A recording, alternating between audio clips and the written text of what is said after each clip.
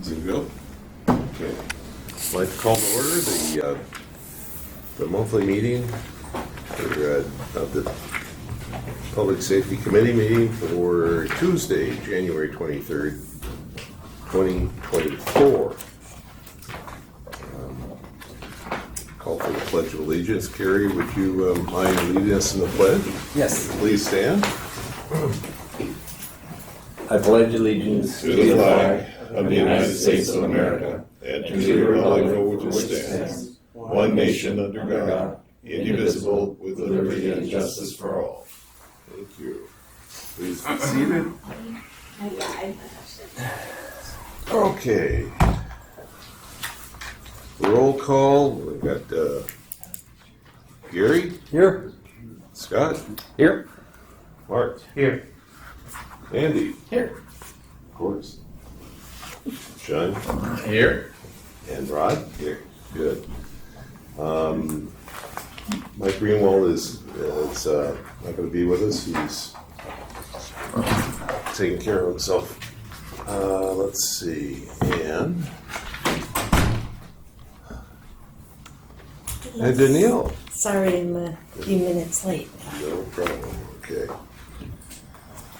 All right. The first order of business is a presentation from our Assistant City Attorney, Gina Burns, on the Brown Act and Rosenberg's rules. Yes, hi everyone. It's actually Jenna. I know it's spelled wrong, but don't worry, everyone gets it wrong, so no problem. My name is Jenna Burns. We're going to be talking about the Brown Act and parliamentary procedures today. I know some of you just did AB 1234 training yesterday. This is not 2 hours, so don't worry about that again. I have an overview of the. Okay. I have questions at the end, but if anyone does have any questions as we go along, feel free to raise your hand or just shout it out. But we'll talk about a very high-level overview of the Brown Act, how to conduct a meeting, and the application of parliamentary procedures, specifically the Rosenberg's rules of parliamentary procedures, the important role of the chair, and how to take action and making motions, and again, some time for questions if you do have any at the end. All right, so starting with the Brown Act. Again, very high level overview. The Brown Act, of course, is our open meeting law. The purpose of the Brown Act is to ensure that the public has the opportunity to engage in the decision-making process when our legislative bodies are making decisions.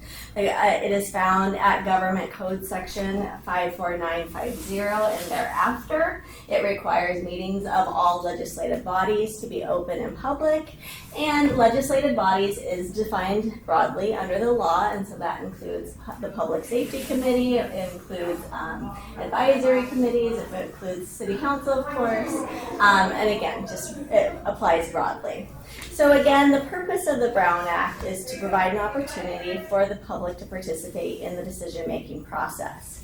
This can obviously be frustrating at times to allow the public to needing to make the process with the public and having decision-making processes with the public, and it can seem a little inefficient, but the goal of our open meeting laws is to ensure that the public has that opportunity to participate, and it's not necessarily for efficiency. And again, they are to ensure that the public has a seat at the table, and ultimately ensuring public trust. So when we're talking about the Brown Act, we're really concerned about having meetings and ensuring that they are in compliance with the Brown Act. So what is a meeting? So under the law, it's any congregation of a majority of the members of the legislative body in the same place at the same time, but includes teleconferencing locations to hear, discuss, or deliberate upon any item within the subject matter jurisdiction of the legislative body.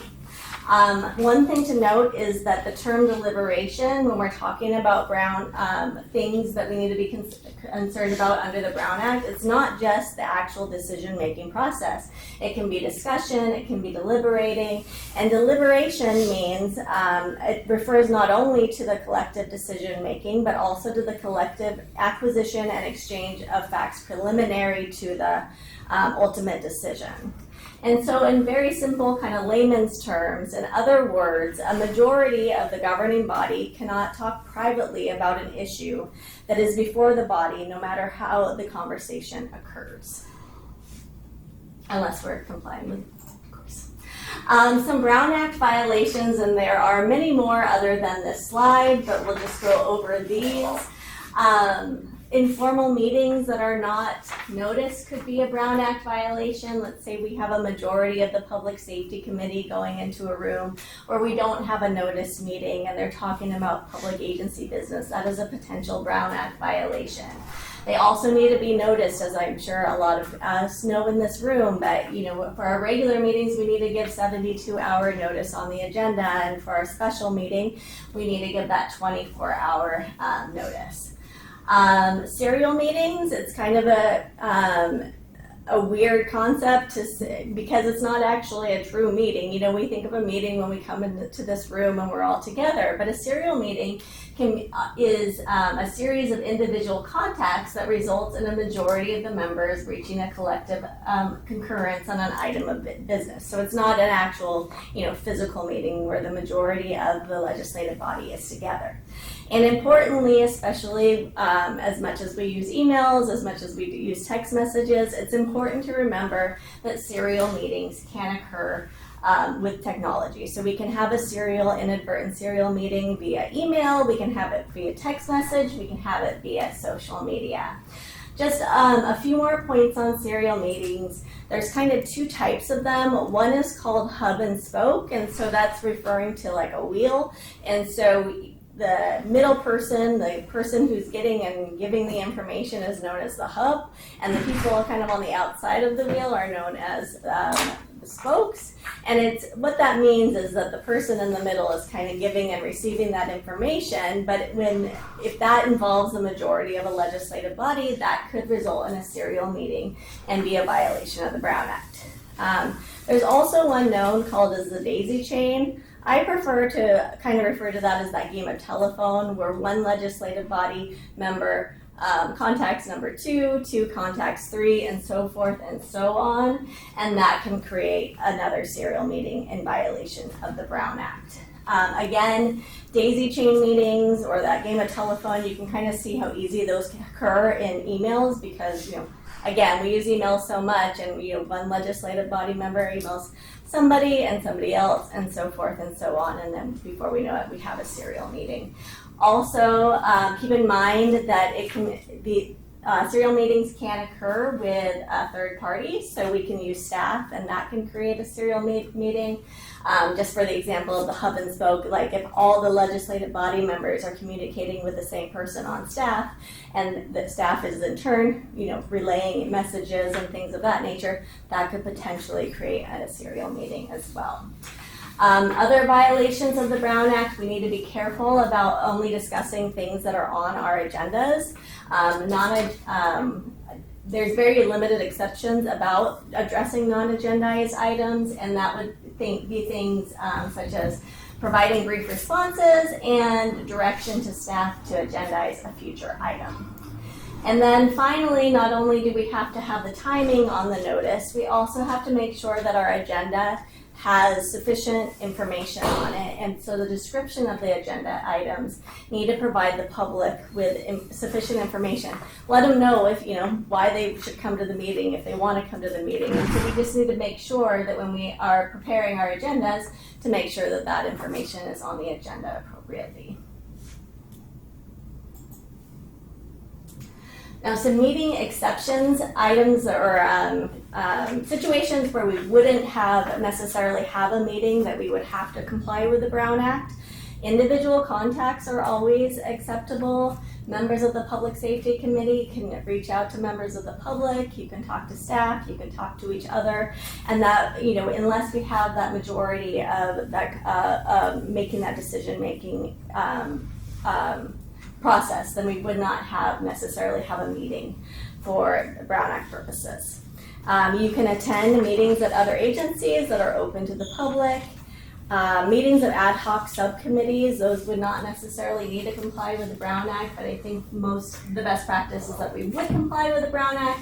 But those are ad hoc temporary advisory committees that is less than a quorum, and that they're established with a limited purpose, and then they're dissolved once that purpose is complete.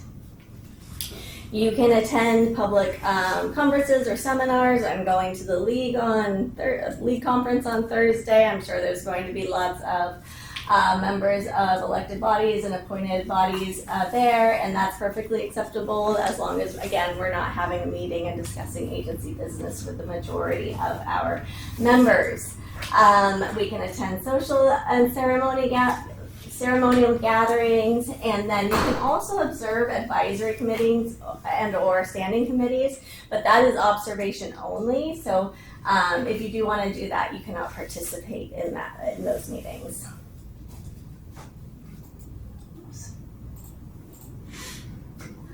All right, so my last points on the Brown Act concern social media. I do a 2-hour presentation on social media for elected and appointed officials, but this is just very high level. This is in regards to AB 992, which was passed in 2020. Kind of before this was passed, there was a question of whether if legislative body members, if they went on social media, could there be a violation of the Brown Act? And this kind of gave us our answer from the legislature. So AB 992 again was passed in January 2020, and it sunsets right now on January 1st, 2026.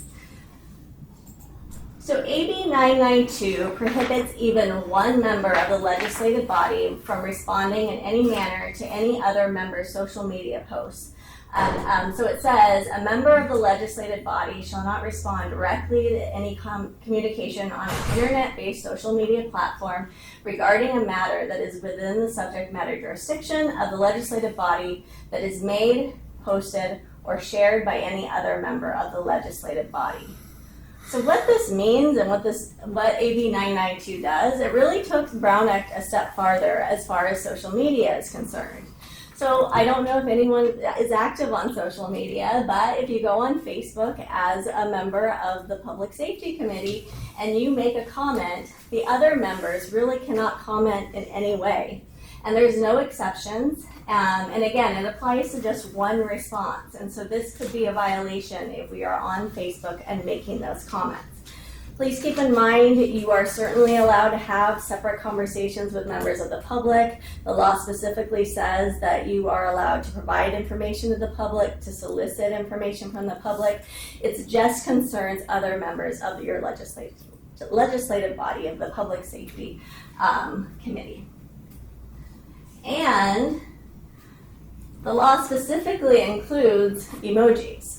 So again, if we're on Facebook and we're thinking we're just giving a thumbs up to our fellow legislative members, our fellow Public Safety Committee members, that is a violation, currently at least, of AB 992. So even if you think you're just putting a smiley face on Facebook, this could mean something significant under the Brown Act now.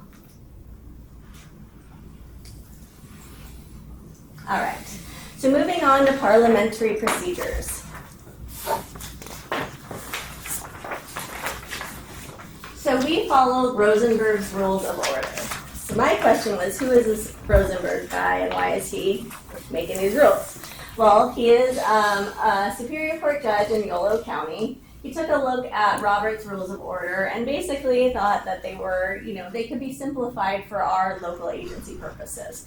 Robert's Rules of Order are much more convoluted, and he rewrote them, or he wrote his own rules, but simplified them, but kept the basic tenets and the basic ideas under Robert's rules. And in general, what these parliamentary procedures really do are help to keep our meetings running, keep a clear record, and that's the idea, but he just kind of simplified it and made them a little more practical and user-friendly. And a lot of agencies do like to use Robert's Rules of Orders. I'm sorry, Rosenberg's rules. The chair plays a very important role when we're talking about parliamentary procedure. The chair is the presiding officer. The chair is responsible for implementing the parliamentary procedure, so they should be well versed in parliamentary procedure. And the chair makes final rulings unless overruled by the body.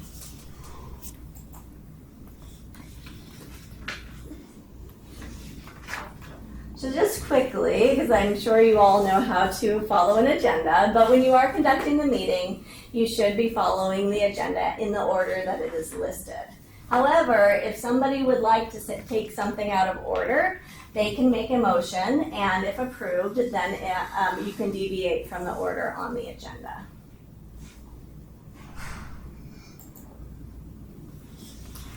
All right, now we're going to talk about motions. So motions are how we make decisions as a committee. So before, it's the best practice, and I've seen it done differently, but according to Rosenberg, it is the best practice to have a motion before the body, before going on to discussion or debate. And the second two bullet points really point to the role of the chair again. Now these are courtesy, these are best practice, but the idea is that the chair tends to take a seat back when we're debating and when motions are being discussed. And so the chair should take a less active role, but you're always allowed to participate as the chair in debate or discussion. And generally, Rosenberg says that the chair should not make or second a motion unless you're not seeing a motion come to the floor, and then you can create a motion. But again, those are best practices pursuant to Rosenberg. This is just the general procedures that we would see when going through an agenda item and at a meeting. So the chair would announce the agenda item. We would get a report if there is one. The chair asks if members have any technical questions. We invite public comments, of course. The chair invites a motion. The chair asks if anyone seconds the motion, but fun fact, Rosenberg's rules actually do not require a second, but I've always seen a second done.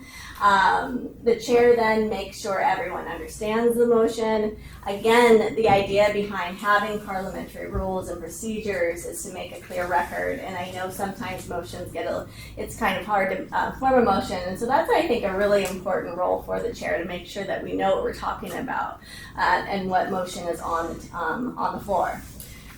We have discussion and or known as debate. The committee votes on the motion, and the chair announces the result of the vote and what action has been decided. So for an example, the motion passes by a vote of 3-2 with members Roden and Walsh voting no, for example. It's like you guys. So there are three basic motions. The basic motion is the first motion, and that's how you put an idea forward that you would like to have a vote on. The motion to amend, you would make a motion to amend if you want to change the basic motion that is before the body. And then the substitute motion is if you want to do away with the basic motion and replace the basic motion. And I'll give you an example in a few slides of how this all works when we have multiple motions. And so these two, the motion to amend and the substitute motion, they are a little, they can be confusing to determine which is actually which, and if there is confusion on the floor about this, then the chair would have the final say about whether it's a motion to amend or whether it's a substitute motion.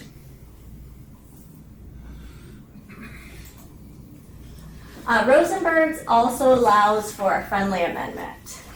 And so rather than doing a formal amendment, if you all are having a debate or discussion on an item and another member comes up with a great idea and wants to amend the motion, a friendly amendment is possible. So how this would work is that the other member who would like to propose the amendment would essentially seek the permission to do a friendly amendment for to the person who originally made the motion and the person who seconded it, the member who seconded it.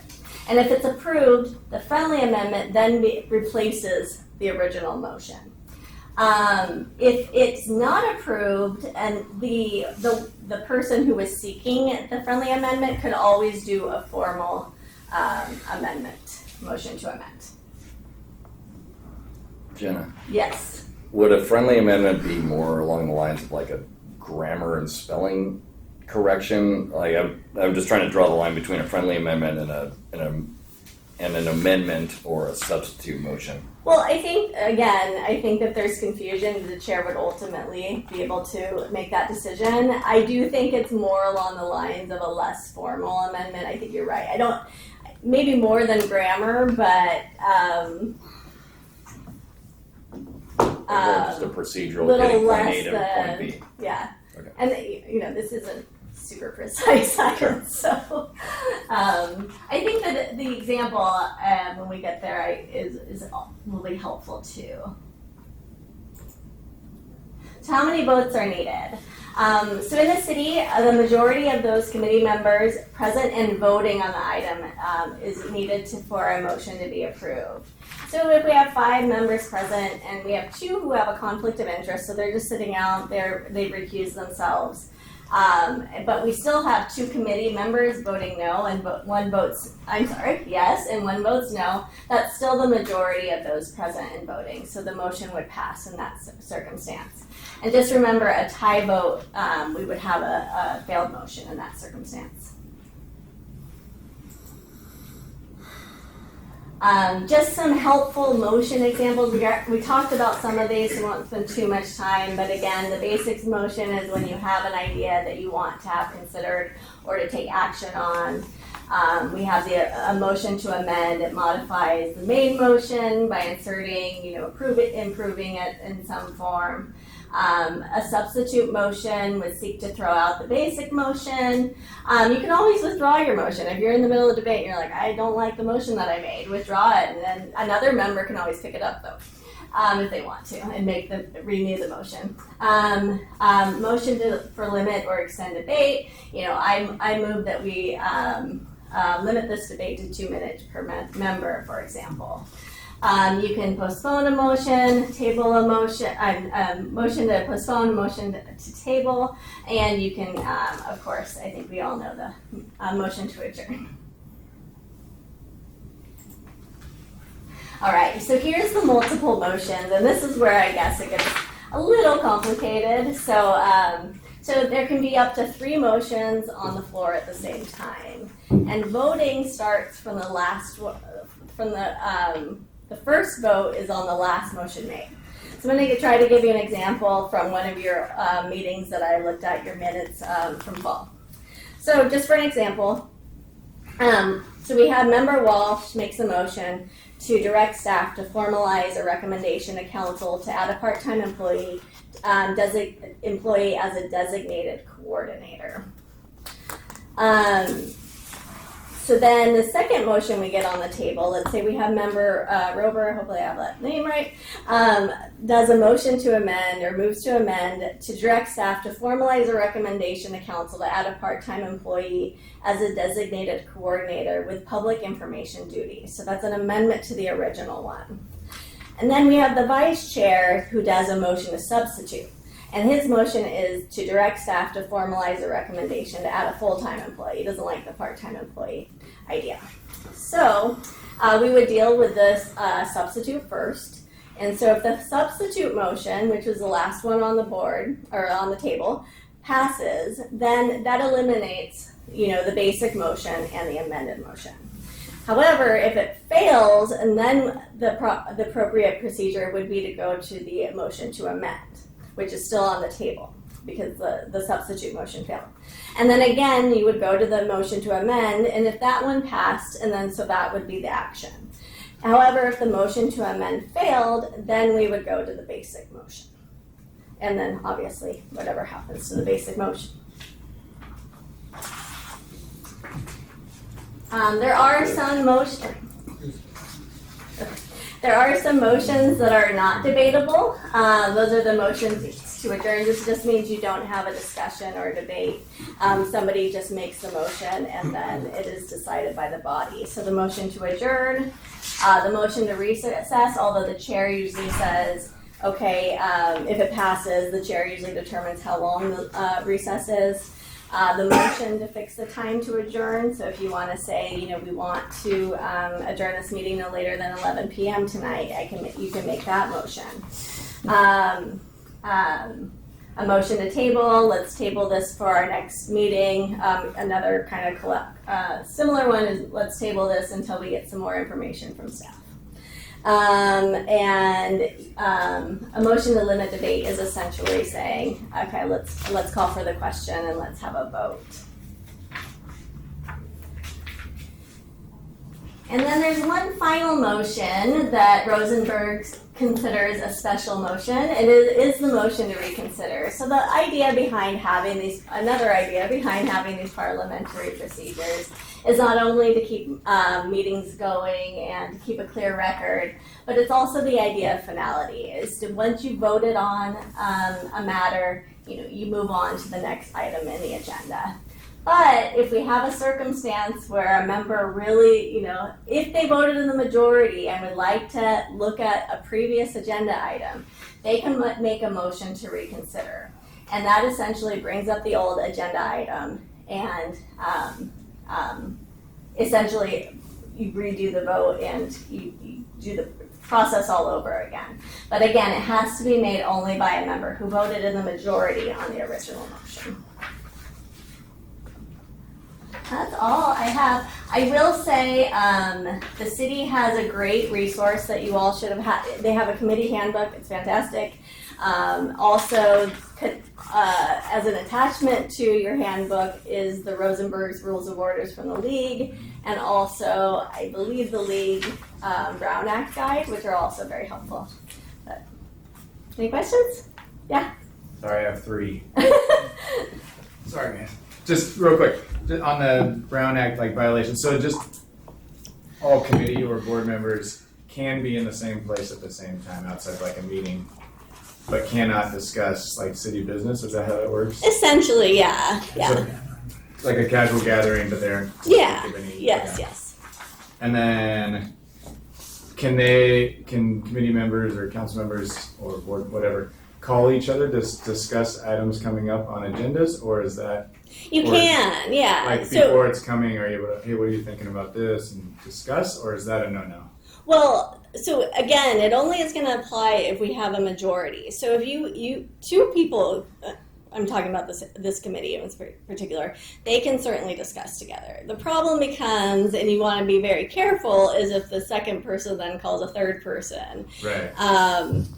And so that's where you're going to get in trouble when you have a majority. Okay, so yeah, one person calling multiple. Right.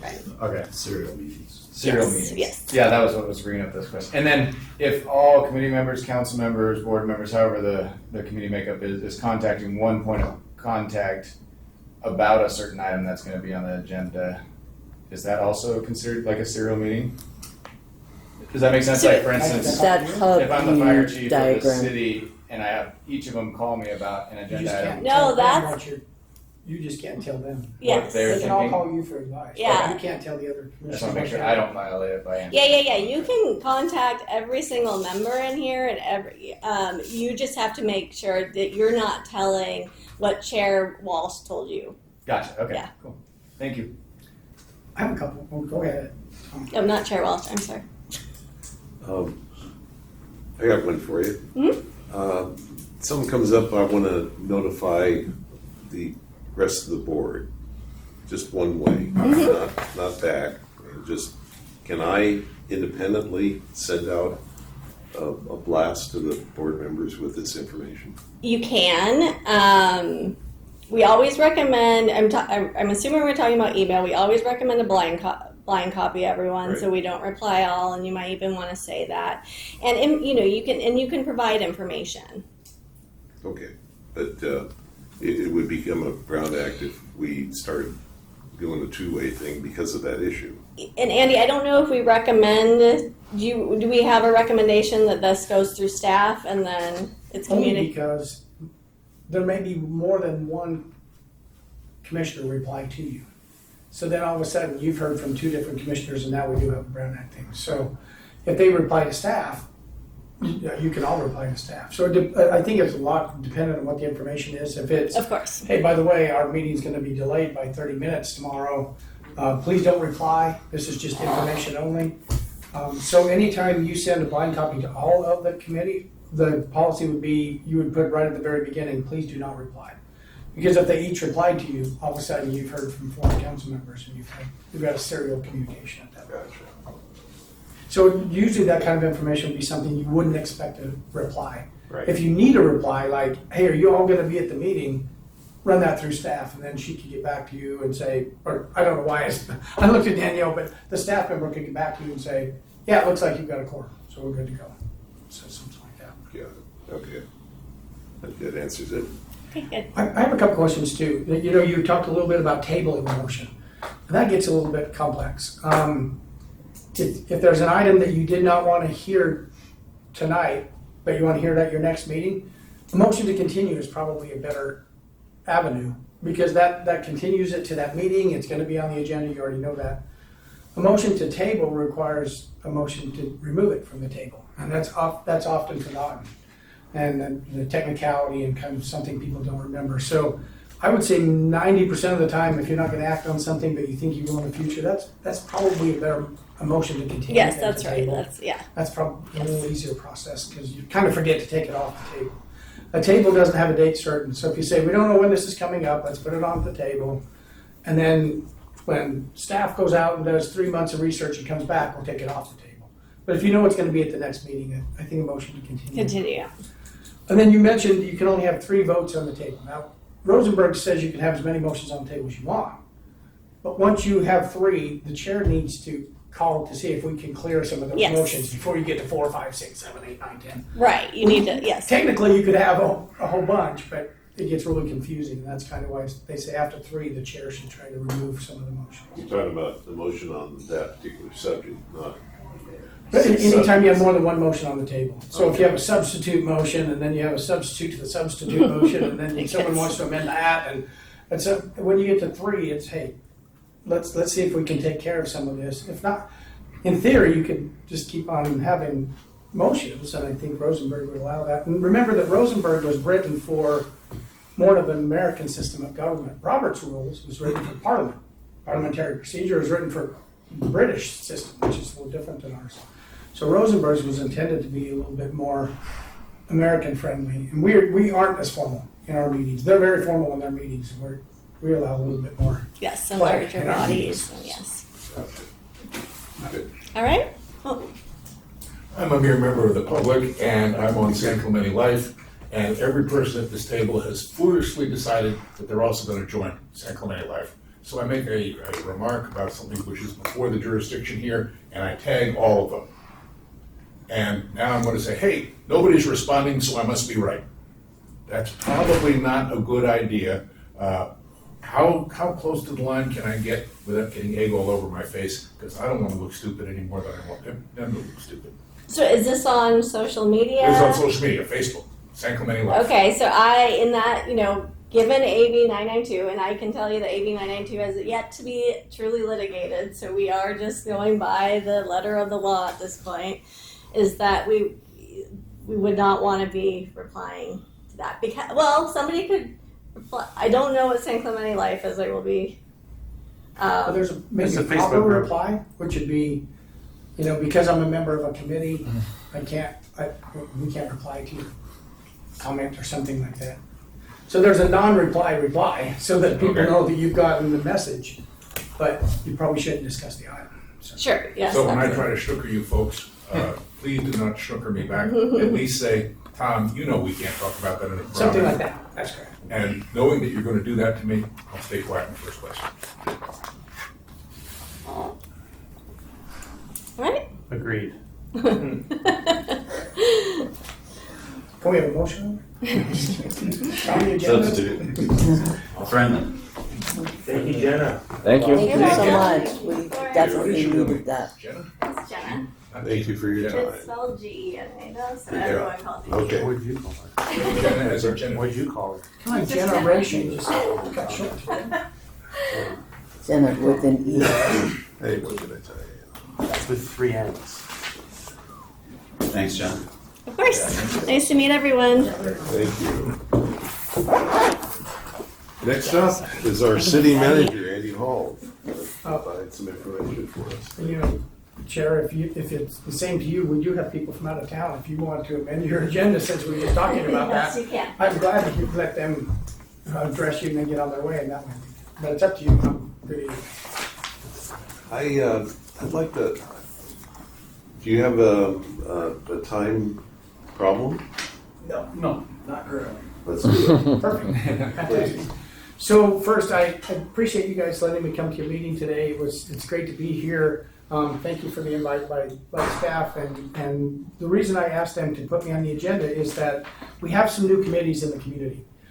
We have the Coastal Advisory Committee, we have a new Arts and Culture Committee, and then we had a lot of changes in some of our committees with the creation of the new Coastal Advisory Committee. That changed up the Beach Parks and Recreation, so they have some new members and some returning members, and so the City Council wanted me to come first and thank you guys for what you do. Now, especially with the Public Safety Committee, as you know, and this is no, yeah, it's kind of a knock on him, but Jay's not here.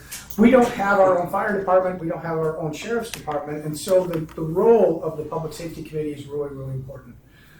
We do not have staff members on the management team or elsewhere that are coordinating and working with our sheriff or with our fire department. They do a great job. They come to a lot of our meetings.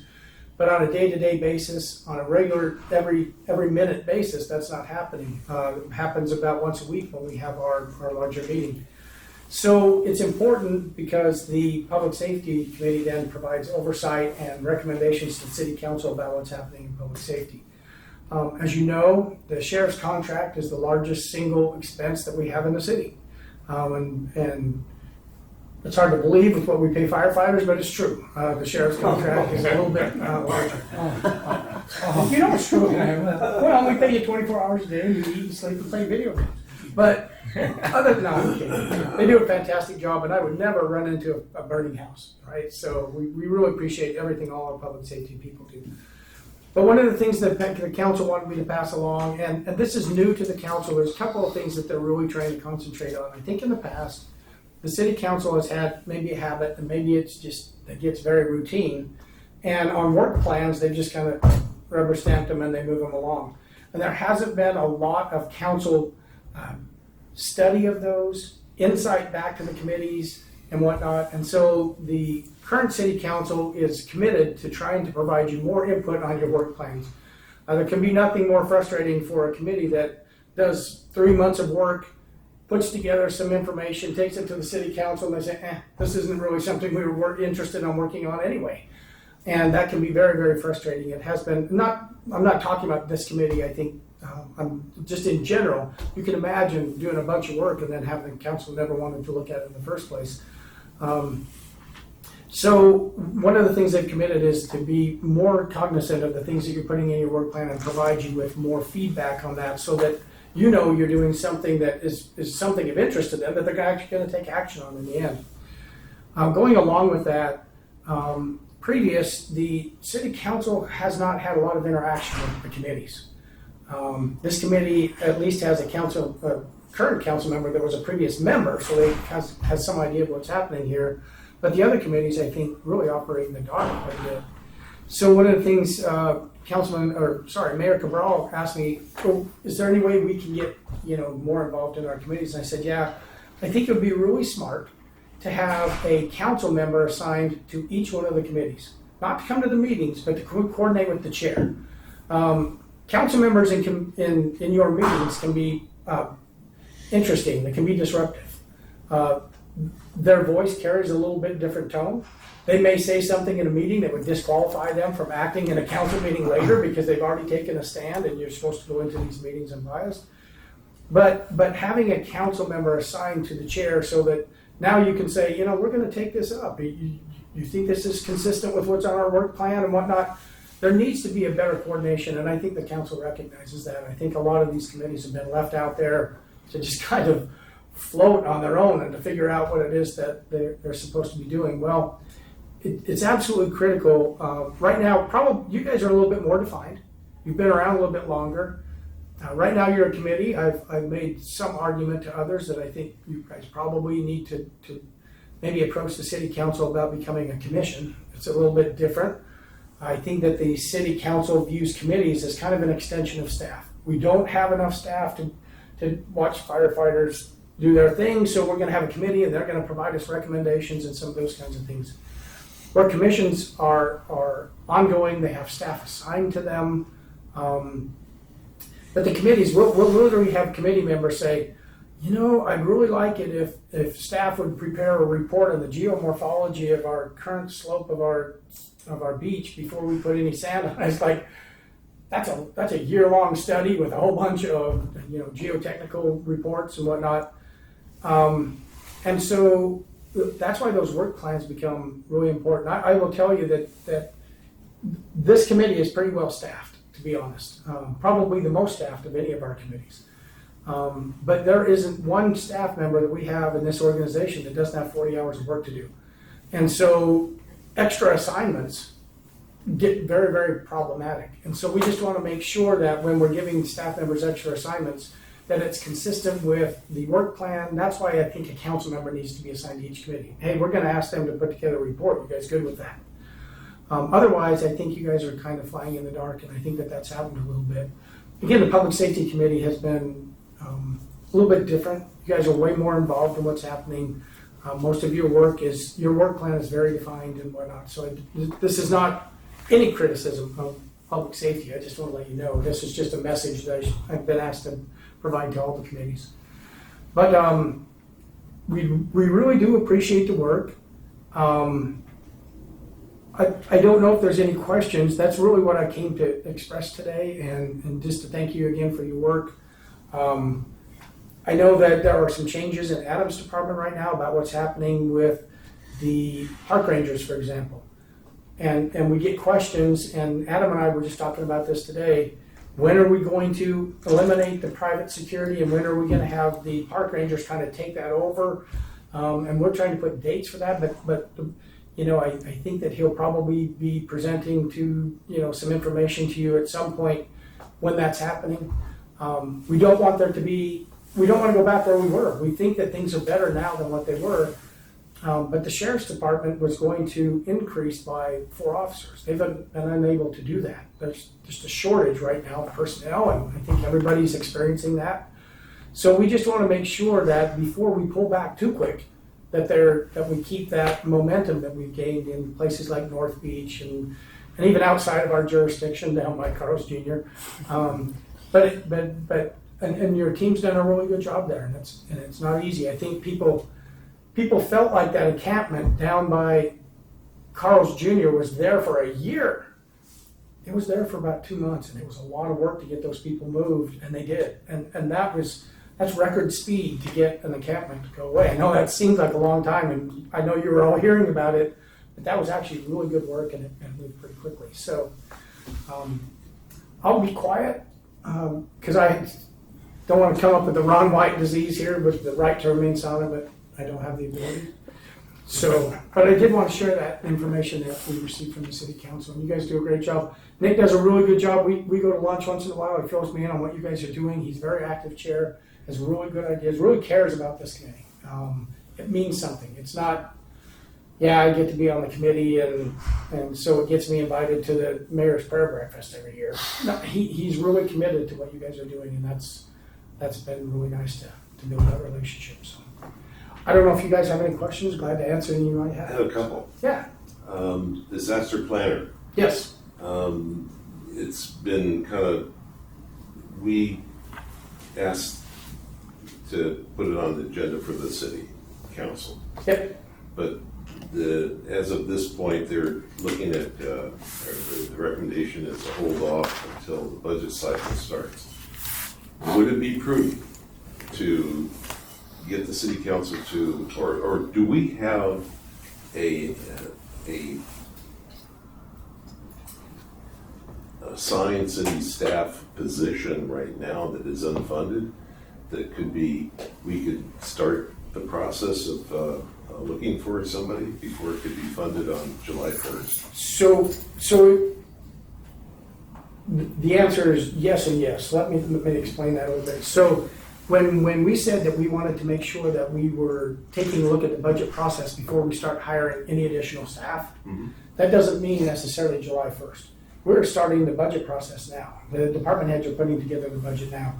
We just needed to make, the last thing you ever want to do is to go out and hire full-time staff, only to find out in order to balance the budget, you've got to lay off another one or make some other changes. And so we just wanted to make sure, because there was some pretty significant expenses by the city this year that were unexpected. Two of the biggest ones were Casa Romantica, was a little over $8 million. We just want to make sure that that's going to be $8 million. When that started, that job was going to be $8 million. Right now, they're actually tracking just a little bit ahead. That's untypical in government work. Lots of times an $8 million project is a $12 million project. Right now, it's staying at 8. We didn't know that, and we still don't. Casa Romantica is still very, very fluid. Wrong choice of words. It's still very, unpredictable. Yeah, exactly. So something like Casa Romantica could hit you for another 2 or 3 million very quickly, and that's all coming out of the general fund. The other was unannounced to staff in a council meeting, and I think maybe in an emotional way, the city council decided that they were going to add 4 sheriff deputies to our contract. Sheriff deputies are about $300,000 a piece. So between those two, when you're talking $10 million and an $80 million budget, all of a sudden you're over 10% of your budget. And so all I asked them to do was give us a chance to start to put the workings of the budget together before we know who we're going to hire. That would mean the difference between perhaps having a part-time emergency coordinator or perhaps a full-time one, which I think we need a full-time one myself, and because I think that they can take on some other duties and fill some holes that we have in the organization because we don't have a full-time police department or fire department. There's some gaps in the coordination there. And so that's what that request was. It was not, by the way, intended to be any kind of competition between you and staff. I just want to be able to take a look at the budget. There were some pretty big hits in our budget last year. And I'm new enough that I don't know how that's going to impact us. You know, my first year comes up February 21st. So I just wanted to get through that one more time before we do that. That's all. So. Well, as a city resident, I don't want to leave us flat-footed with disaster preparedness, and right now we are in not a good shape. And plus, we have that contract with Jacob Green, and it doesn't help. Doesn't help, no. And so we need to get that up to speed so we can apply for grants and get more money for that purposes too. But we got to start with the guy that's actually going to sit down and actually do that work. Can we get started doing that as soon as we can? That's the big thing. That work has already started. Yes, it wasn't intended. Let's pump this till July 1st. All right. Because the budget gets adopted in June. It gets prepared. Right. We'll probably have it prepared by March because you have a lot of public hearings. You got to get out to the public. So yeah, it's going to be happening here in just a matter of weeks. It won't be months. Okay, great. Let's stay in touch. The second one is business cards. My previous experience with city and county is to always have business cards because for me, my card is not suitable for city business because it has my personal email and phone numbers and stuff on it, and the city wants me to use the city emails, right? Mm-hmm. So when I go out and to meetings regarding disaster planning, for example, all over the county, all I've got is my own personal one. I'd rather not. And the idea here is, even if I will pay for them myself if I have to, but I gotta get authorization to use the city bug on the card, so I need some help there. Yeah, we can, I will definitely have a discussion with Adam about that. I think part of that might come from, we actually had an experience in this last year where we had a committee member, near as I can tell, make their own card.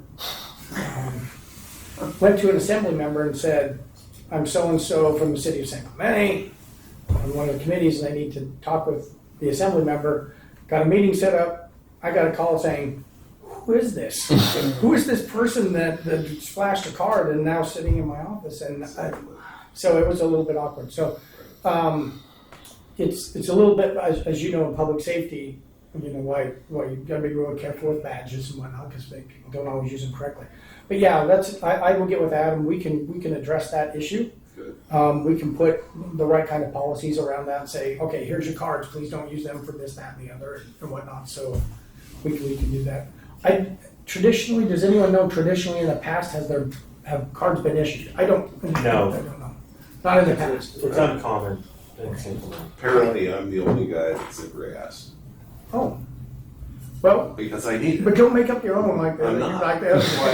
I shouldn't have said guy, but it wasn't male. But you see, I know the routine, governmental routine, and I know not to Yeah. do things Thank without you. permission, you know, and these are official stuff. Yeah, yes, it would definitely help on that.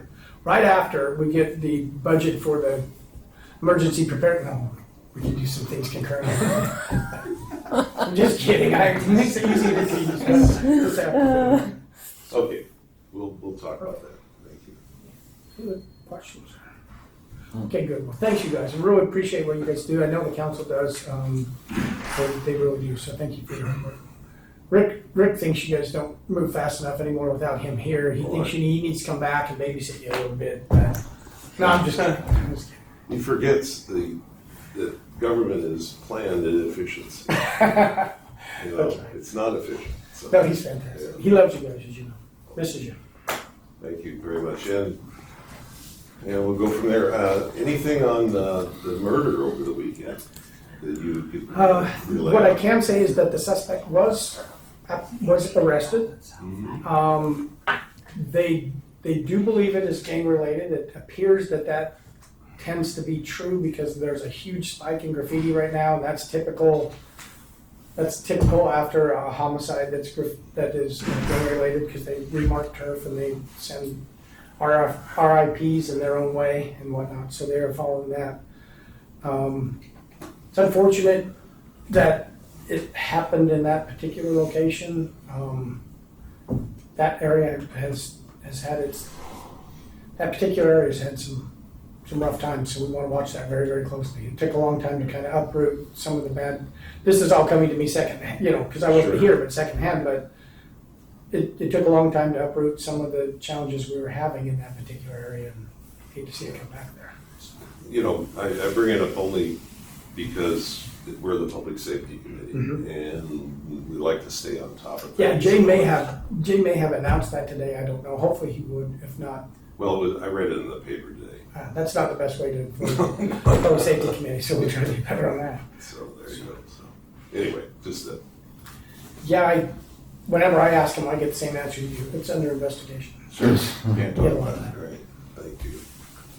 Any questions for the city manager? No. Thanks, guys. Thank you for Thank you. helping us out here. Appreciate the endorsement. The Brown Act. That's right. I can't believe I had to sit through one of those. All right, next thing on the agenda is minutes.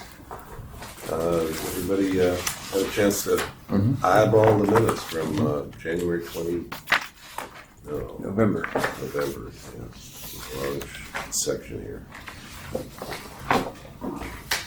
November 28th. I make a motion to approve the minutes as presented. I Thank you. second the motion. It's been moved and second to approve. Any discussion? No? Vote? All in Aye. favor? Aye. Aye. Passes, I was Or impressed with zip. that training. Was that? you like that? That's awesome. Yeah, you love it, okay. Lightning precision. Working already. Oral and written communications, Danielle, do you have anything that has come up?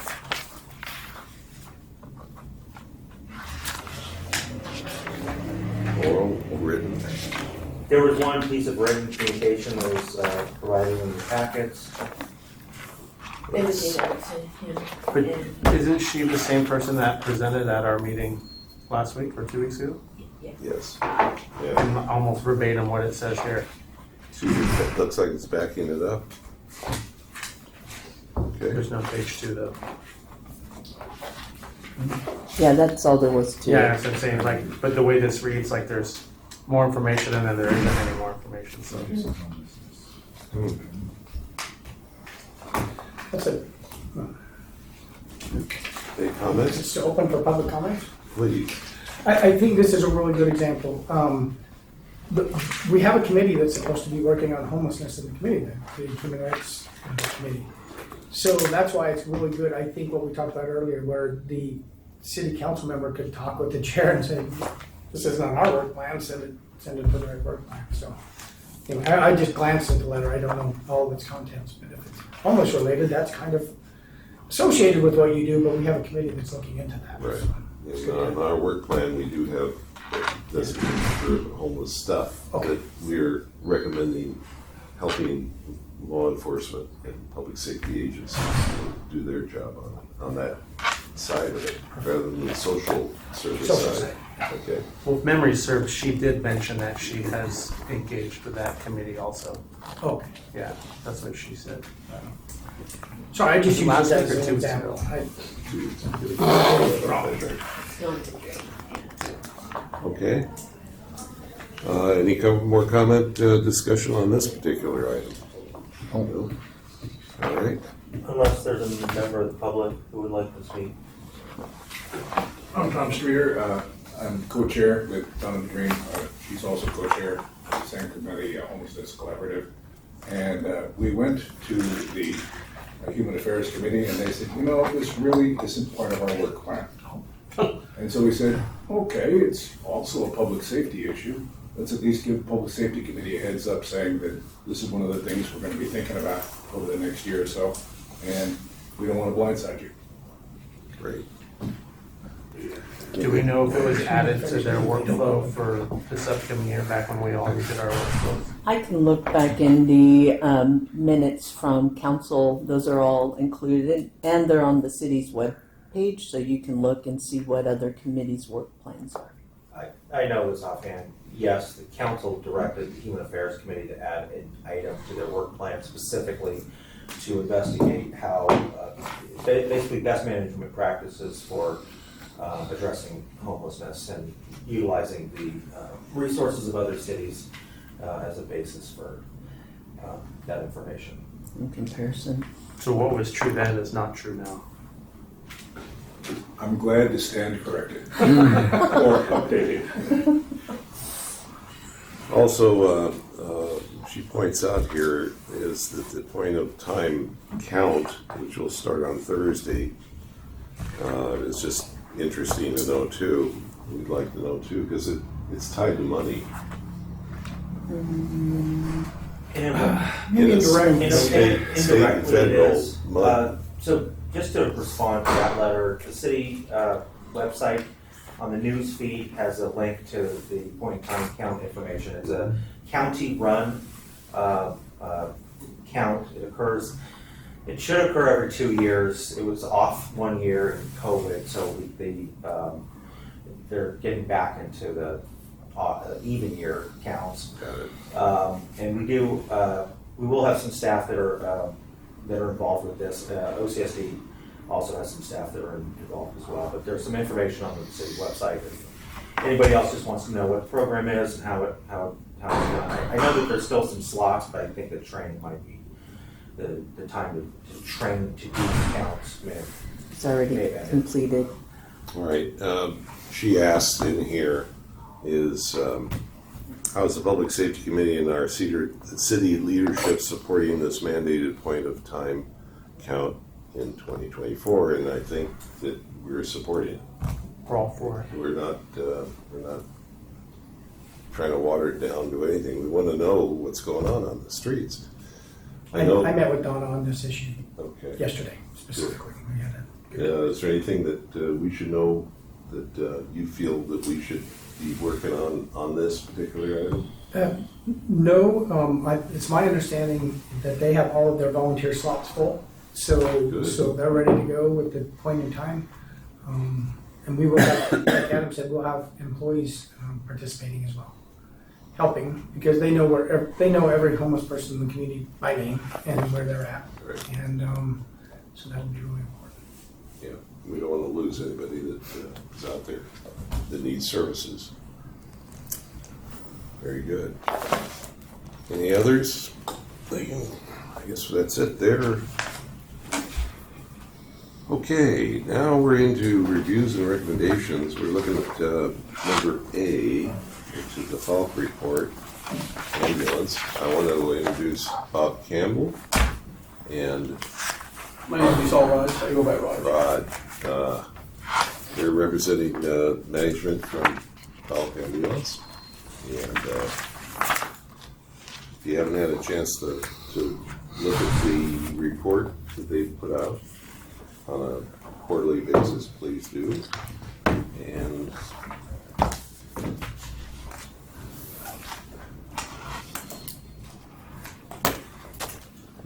okay.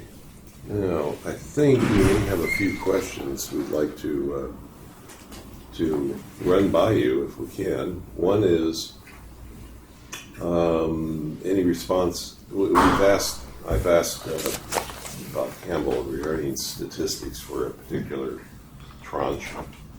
He says there's some resistance within your. Oh, no, not resistance. It's just a discussion to be had.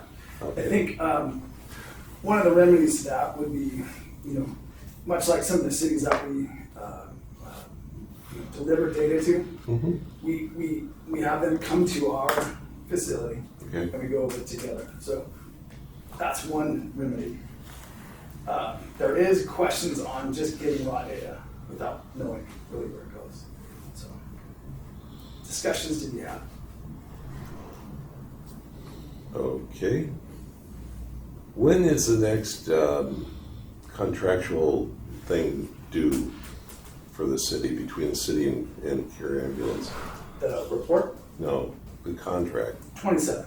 27, okay. You don't have anything in between there. Because there's a couple of concerns that have been raised by this particular board, and one is response times.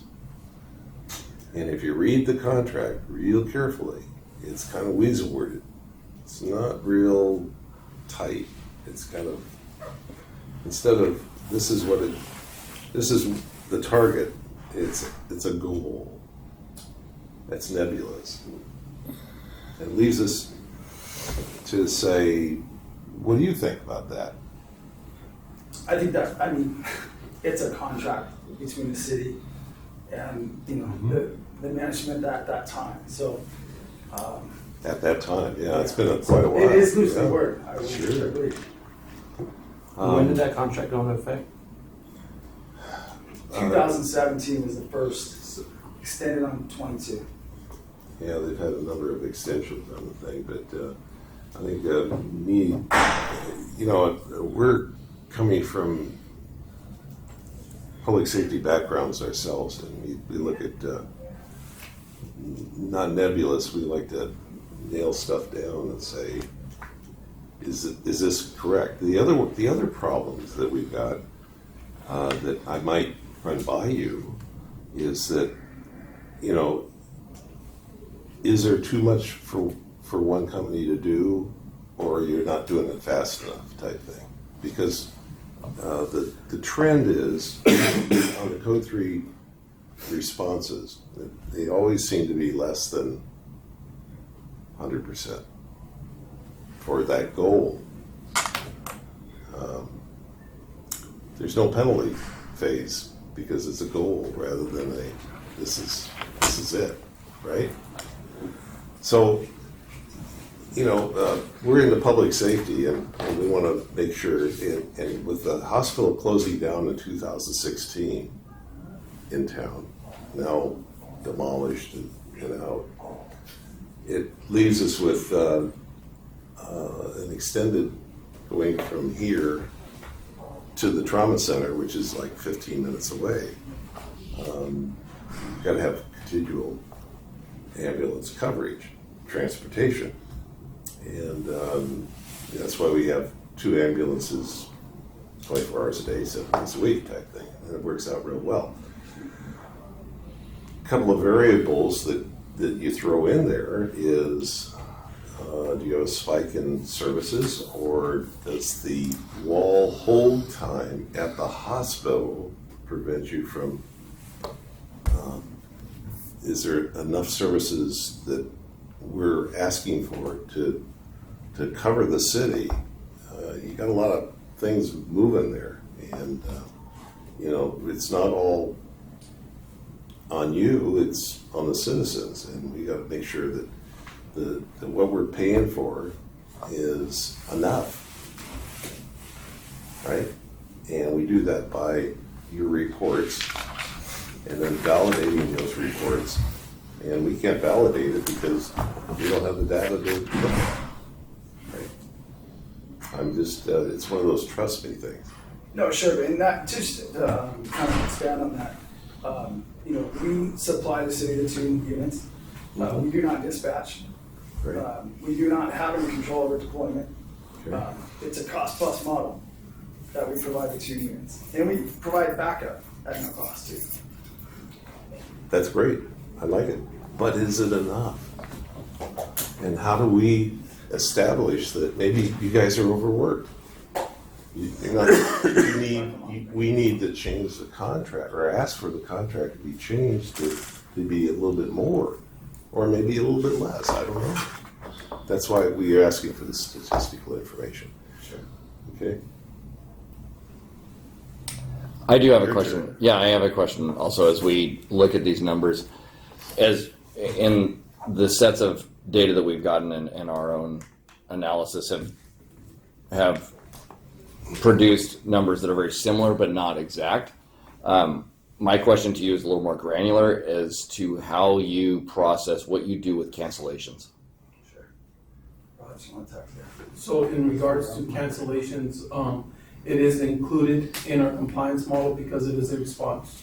It is a call for service, and for whatever means it is a ask or a request of our resources. So if someone's going to call 911 or activate us and we respond to a call, it's a call for service.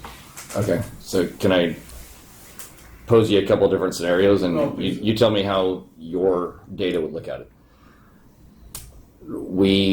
OCFA dispatches you for a code 3. You're supposed to be to a code 3 in 10 minutes or less. 4 minutes into that call, you get canceled.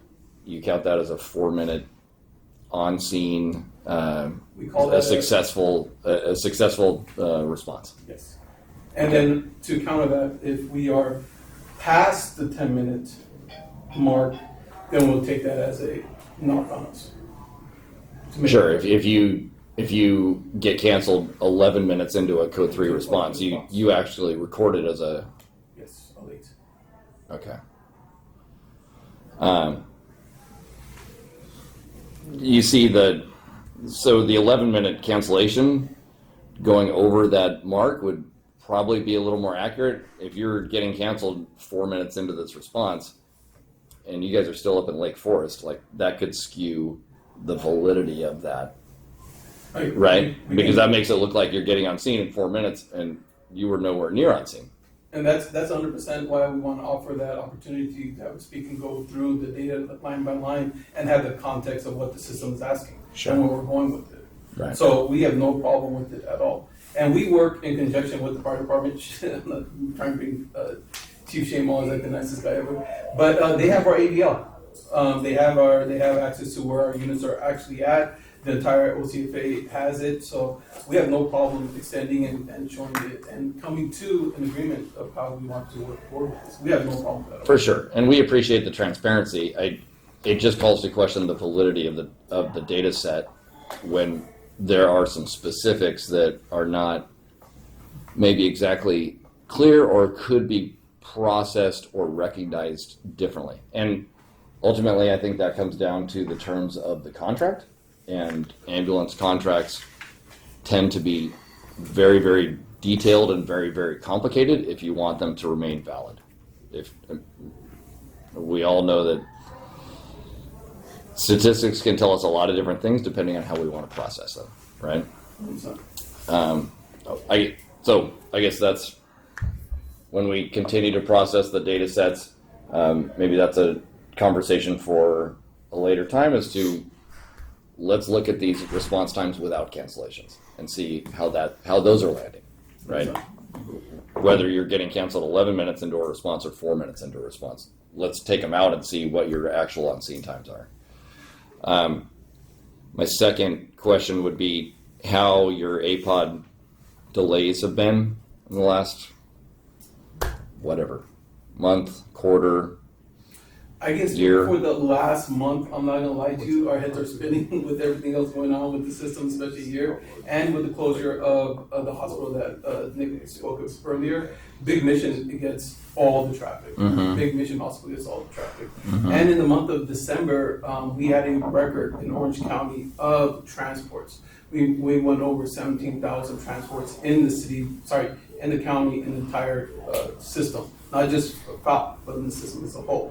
So that stress that was placed on the system gets impacted and affected, just as Nick was mentioning earlier. There's a turnaround time for a unit to go from San Clemente all the way to Big Mission and then come back. Sure. I will let you know that our operations managers have a great relationship with Big Mission Hospital for us to get our turnaround time and APOD time to where it needs to be, and I believe it to be very respectful. It's around 35 to 40 minutes of what our APOD time is. And now, I don't know what San Clemente specifically was with those two units, but I can tell you very clearly that our ambulance operators take a lot of pride in it, and they turn around. And we can tell by the amount of cancels or whatnot from our processes and requests that we do, absolutely. Sure, and I appreciate it, and I'm certainly not trying to sharpshoot you on having a number like that. I'm more just asking trends, and I'm sorry to speak in jargon. APOD is ambulance patient offload delay. Say it again? Ambulance patient offload delay. So, in general, how long they spend at a hospital before they can transfer care of their patient to the hospital staff. We started trending the last, I'd say probably October, November, even at August. We started trending up, or I should say down. Okay. It was getting in the 20s, but as you know, Trending down, being better. Yes. Gotcha. So as you know, we start getting into this winter season with the RSV, the COVID coming back. That's when the numbers start going back up. So system-wide, APOD times are going down. We're seeing 70 minutes and stuff. Now, I'm not familiar with the back end and who holds contracts for interfacility transports. Is that you guys? We do not do the facility. We took ourselves out of that market 2 years ago.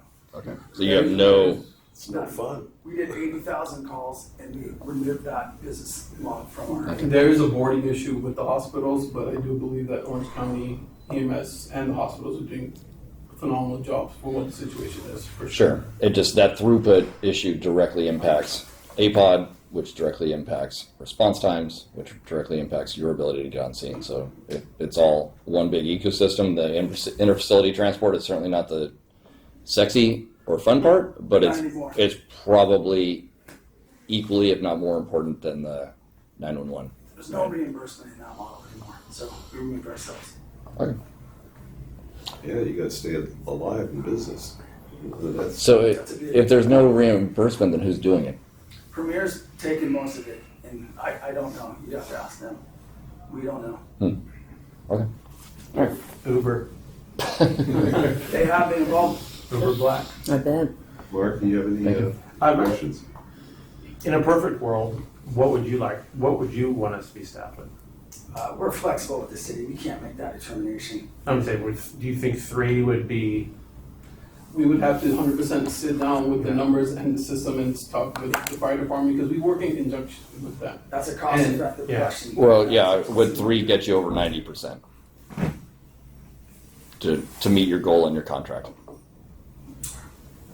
I would probably like to have that discussion when we validate and then do an analysis of the data, and then have a conversation on that for sure, to be completely honest with you. Okay. To be completely honest with you, and the main reason is the units in San Clemente are not mutual aid. They do not leave the city. They do not go into any of the county regions. They don't go to anywhere else. They stay within the city.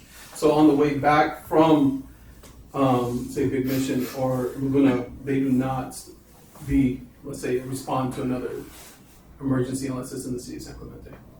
So, and there are also other components that we would love to talk about, like Camp Pendleton and so on and so forth, so we can have a greater discussion of how the system actually runs and works, and we can definitely go over that for sure. Okay. But to make a recommendation, right, no,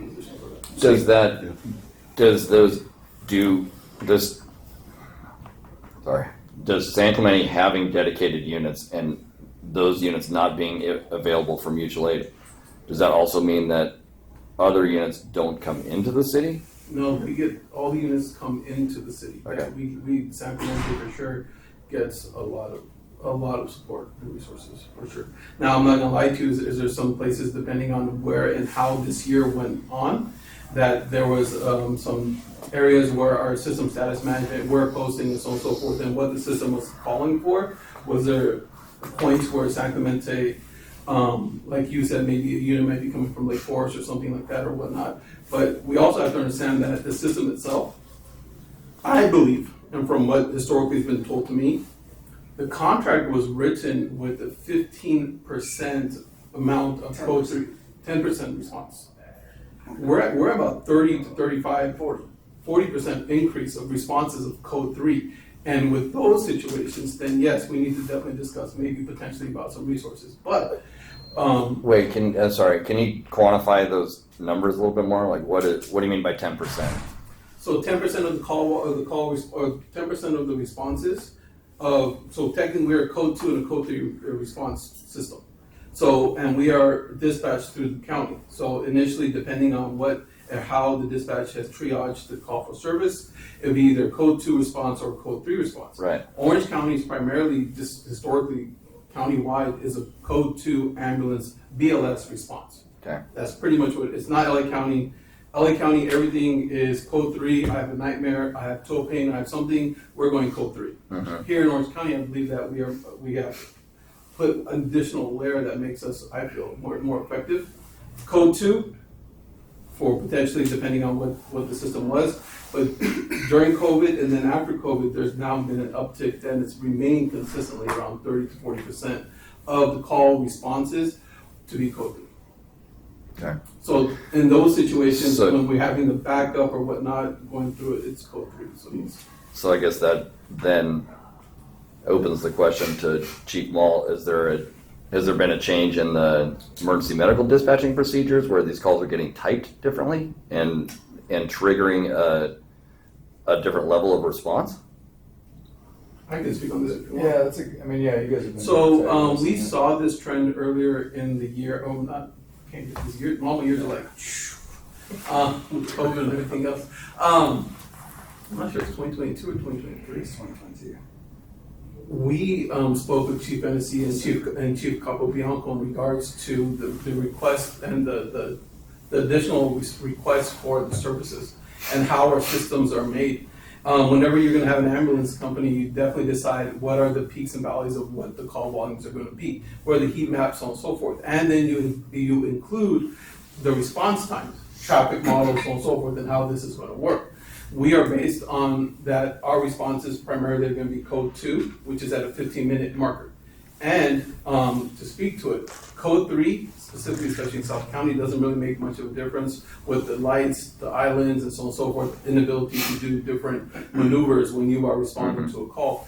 So we spoke to Chief Hennessy at the time and Chief Capobianco, and they addressed that specific call types, such as shortness of breath, chest pain, so on and so forth, will be in code 3 responses and whatnot. And we were able to work together to come up with a specific tier response for those types of 911 responses. However, with COVID still being here and with different RSV and flu-like symptoms still staying consistent across the year, code 3 responses have not gone down. Like, have not. They stayed consistent with it. I apologize if I'm speaking out of turn, Chief, but we definitely had that conversation with them, and we came to that understanding where that was. So if I'm understanding that correctly, then in 2022, you worked with OCFA management to increase the number of types of calls that get a code 3 response? No, to decrease the decrease the code 3 responses. Decrease the code 3 response, It but was- they still increase. They still stay consistent. No, they tapered off, and then they kind of stay consistent with what's going on out in the community with the different illnesses and whatnot. But yeah, they stay pretty much consistent. And the contract was written assuming a 10% or 15%? 10%. 10%, okay. I wasn't here when the contract was written, so historically it was definitely discussing it. And like if we look at the quarter you provided, it's right at 25%. So it's even that being lower, it's still higher than what you guys have planned, or what was agreed to. And then on top of that, 2022 to 2023, just looking at this, looking and having analysis of what's going on, more people are going out. More people go out, you get more code 3 response, more calls for service. And so a lot of that has been taken into effect as well. We have increased our staffing. We definitely have increased our staffing. We have currently at the moment licensed 500 EMTs that service Orange County. So we have no problem discussing a different model or discussing how we post or how we respond. We're definitely open to that conversation. Like I said, we're transparent with OCFA and whoever. We have no problem sharing that information. We take a lot of pride in servicing San Clemente. I had a presentation that I wanted to show, but I know it's been taking a lot longer. I got a pretty good video that I wanted to show with our guys. We kind of view ourselves as the farm system for the fire department, and we have an in-house program that we take a lot of pride with OCFA Engine 60 and Engine 50, and it's just a great program, and it definitely creates some really great people that's going to serve the public. So I just want to continue that. So any way, whatever we can do, let us know. Yeah, I think pretty much, I think we cleared out every one of their ambulance Yeah, I think so, operators yeah. from 60s that hired either with us or their fire departments over the last year, so we just did a massive, so they've been great working with us on that, so. We hired over A lot of people. 1,000 EMTs the last 2 years combined. Well, Yeah. I'm sorry, 2,000 EMTs, over 2,000 EMTs, and they keep going, you guys, and And this they- as well. And to, nurses, right? and to even kind of toot our horn, just because I really appreciate the relationship with San Clemente, and to be quite honest, this was my first committee I've ever actually spoke to when I got promoted for the first time. So these walls I'm actually comfortable, so I'm really friendly in having conversations with the groups. I have no problem with that. We actually taken a step further where we took the initiative to actually have internal interviews with our employees so that San Clemente can get the best that we have. They're interviewed with the fire department, with Engine 50 and Engine 60. They have representatives from the engine company. They have the captain, the engineer, and I believe a paramedic on the board or on the panel, and get selection process. So we definitely definitely work through with OCFA to get us the best people to service San Clemente. I have a question. I'm not from here. How do you guys staff your ambulance? Do you have like one paramedic, 2 EMTs, one There's 2 EMTs. That's why, that's the code 2 BLS service. So it's 2 EMTs and how the service works. If there's a 911 response, the fire department gets dispatched and dispatches us as well. The fire department goes code 3. They're the ones with the paramedic, with the higher level medical authority. Once they arrive on scene with us, the fire department does their patient assessment and decides if they can go either with just the 2 EMTs, which is referred to as BLS, to the hospital, or they go ALS with the paramedic and the 2 EMTs to the hospital. Okay, that's interesting. Yeah, I worked as an EMT for many years, Santa Cruz County. So. I had one backup question to you had said that we get backfill if one's gone for a while, correct? How long do they have to be offline before that's triggered? So that's something that I would wanted to look at and definitely discuss with Chief Shane Mall in regards to how that gets triggered and what goes with it. We can definitely look into that. And that refers to how our system status management and go forth with that. But normally there's usually, it's kind of weird with Sacramento, to be quite honest with you. You guys go off in just periods. It's just like you just relax throughout the day and all of a sudden there's just a bunch of calls that just happen in Sacramento, just like that. It just happens like that. And then the rest, sometimes after that, it just kind of just smooth. So sometimes, Adam gets off at 5:30. oh, is that what it is? That's when the action starts. I think your highest call volume is at I think 11 a.m. and then the next one's at 4 p.m. I think that's the next one where it goes with it. So we do try our best to get the system to these hours. 11. Alright. That's off. In the past, where you guys station your people in the city, had been at the old city hall. Where do they do that now? In the fire station. Fire Station station. 60. They're in Station house. 50 and 60. There's one at each. Correct. Yep. Okay, Yeah, they're in the firehouse. okay. It's typical. That's why our guys, it's been awesome working with them. They actually interview the people that'll be working in the fire station because they're just as much part of the crew as any of us. So it's really good. Really good. So they respond out there and train with them and everything. And we started that I think 2022 or whatnot. And yeah, we started that in 2022 or whatever. But we started it and it's been great and it helps with retention and it definitely helps with how the system is run. But again, we would love to invite you or we can come back and we can definitely validate the numbers and audit it. We have no problem with that at all. And you guys cover the whole county? Falk covers the whole county? So Orange County is weird in itself as well. You have something called, we have the county contracts, and then you have independent cities. San Clemente is an independent city, Fulton's an independent city, Buena Park is an independent city, Westminster, I forgot how many independent cities there are. Westminster, there's 5 and There is 5 though, county regions, Yeah. and they're A, B, C, D, and E. We run 4 of them. And are there any cities with their own ambulances? Like Yes. Anaheim or- Newport, and the beach, Anaheim just got their own as well. And we service Fountain Valley, we service a lot. Got it. Okay. Any other questions? No, thank you guys very much. Appreciate the good Really conversation appreciate and the it. transparency. We'll continue on with that because 100%. we're still looking at the stats and make sure it's equitable for you guys and we get the desired responses we need here because we're so far away from the trauma center. And we got this big freeway going through that you got a trauma anytime, you got trains going through, you get crashes, you get tsunamis. And, We got the ocean too. yeah, Just don't absolutely. think about that. The rod's here for us on that one. Sorry.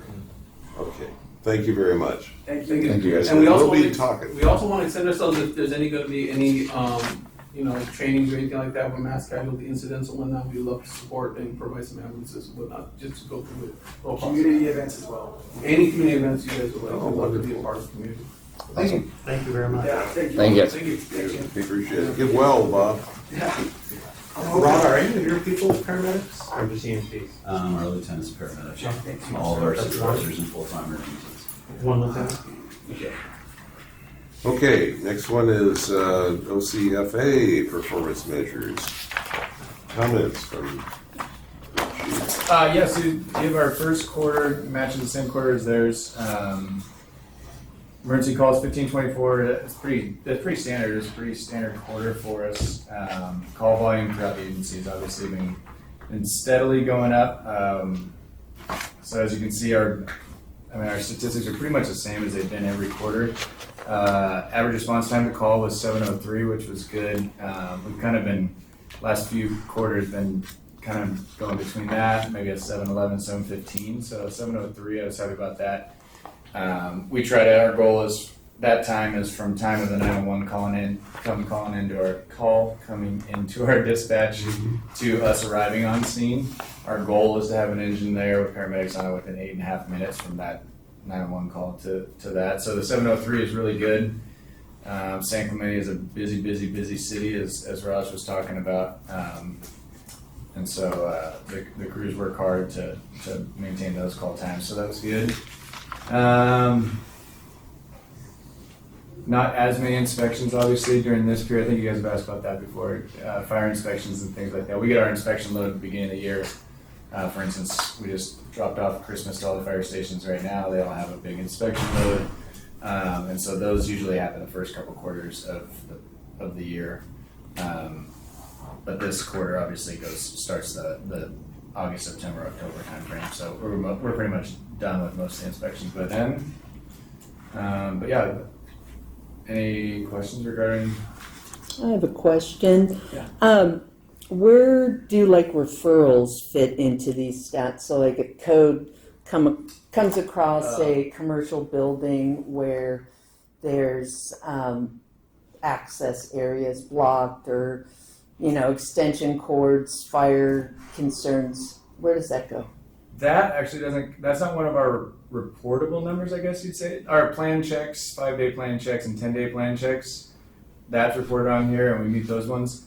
The referrals are pretty case-by-case basis, and they usually respond, the building department just reached out today, and they got an answer on that specific, Well, we send them too, because sometimes your team will find out about illegal, sober, living homes, or like my guys are out on the commercial property where there was numerous hazardous materials and fire concerns, and I just want, how do we share, collaborate, and where do those numbers fall on this? We don't have a reportable for that. I can look into see how that works. Usually those are just handled like a case by case. But I can see if there's a way to quantitate. It would be good to know just like how many we're referring to your team and how many are coming to my team, just to have stats for the end of the year. Yeah, I'll work with my team on that and see how that can be put into some sort of reporting. One of the other things that we keep asking is regarding e-bikes. Oh, yes, I did bring that too. I did bring e-bike stats because it's always such a hot topic. So I brought the year of 2023.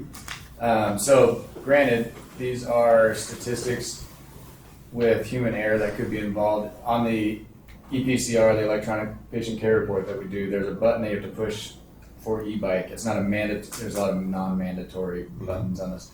Most of the crews in San Clemente, because we've communicated the need for reporting this, are pretty good about hitting that button when it's an e-bike, but sometimes there's calls that get missed on it. But we had for sure 16 e-bike accidents in 2023. That's calendar or fiscal? Calendar, from January 1st to December 31st. All right. There may have been a few others that came in as a regular bike and maybe didn't get that button clicked, but the crews down here all know that I report on this. I kind of tell them, please let me know when and if there's a major e-bike accident, usually I'll know and I'll let the CMAC. But yeah, so these are all, in fact, my secretary, it looks like, already kind of weeded in some of the ones that didn't have that button push. She's good. So 16, so over one per month, Those are the ones that are 911 calls. Correct. Yeah, and there's obviously the ones where people get up and walk away. I know the sheriff's department responds to some where it's a non-injury, And or they have CHP too. Or CHP, yeah. they- But these are the ones where we actually respond, and most of these are all following up decent amount of traumas too in the list too. So Okay. most of them are. So yeah, 16 e-bike accidents, and then how many transports and Yeah. do you so- have that? Yeah, I got. Let's see. Transport. Yeah, I don't know if it says how many. If we transported all these. I'll get that. I'll bring that to the next one. No How many fatals. we actually transported? We could do that if we have the raw data. From There were no from fatals calls. last year with e-bikes. From them. No, there were no fatals that I remember in San Clemente for e-bikes. Let me get you the It all transport. comes No, they'll You they'll capture if they Okay. transport or not. Yeah, we do have that in the data, but Yeah. but it doesn't come up on this report that she built out for me. It just says all the calls that we did have. But I'll have her run that. That's easy. Perfect. Majority that I watch, because the crews actually usually the BC will let me know when there's an e-bike accident. The crews know it's important in this city. Same with Dana Point. They're really high on it too. They usually shoot me a text or something, and it's the majority of them that we transport. Not always as major traumas, but there's a lot of unknowns with an e-bike accident, so paramedics are pretty cautious with them. So they take most of them to Big Mission, unfortunately, and clog up the system. But yeah, there's a decent amount, and there's no, like, we watch kind of like the hot spots. There's really no. I was thinking, oh, this corner is the e-bike corner. There's really not a lot. There's a decent amount, believe it or not, right here, like right by 59s, Lapata and Mr. Hermosa. We get a decent amount right there. I think all the kids riding out. Yeah, I believe it. That I've seen it. That intersection. Target, with the bike. you know. Yeah. 318 around.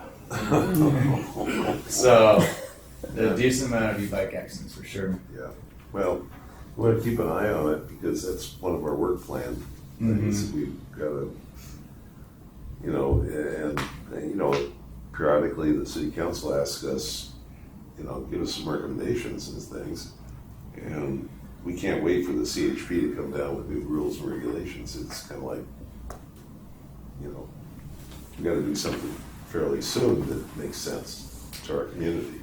And San Clemente, you know, I have 5 cities. I have like Dana Point, similar cities, right? So Dana Point, San Juan, Mission Viejo, and they're tracking for all of them.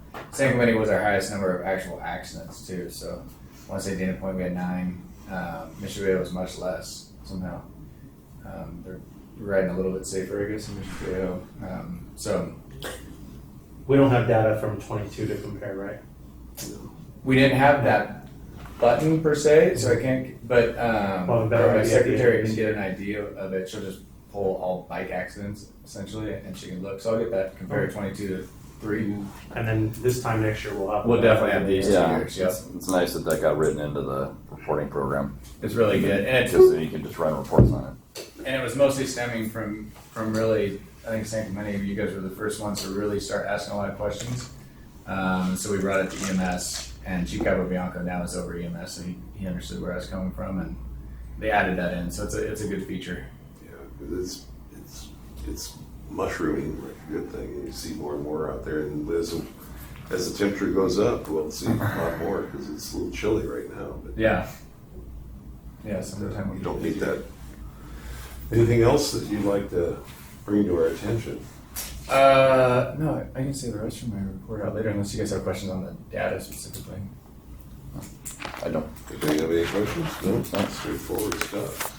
Thank you. No problem. Your ladies, Michelle? Michelle, yeah. Yeah, good job.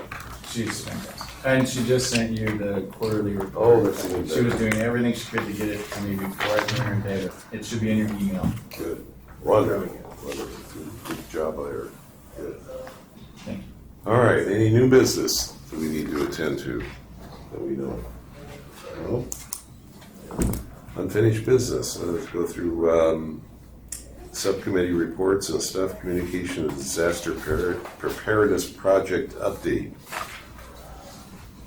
Well, besides asking for the disaster planner, I also trying to corral the new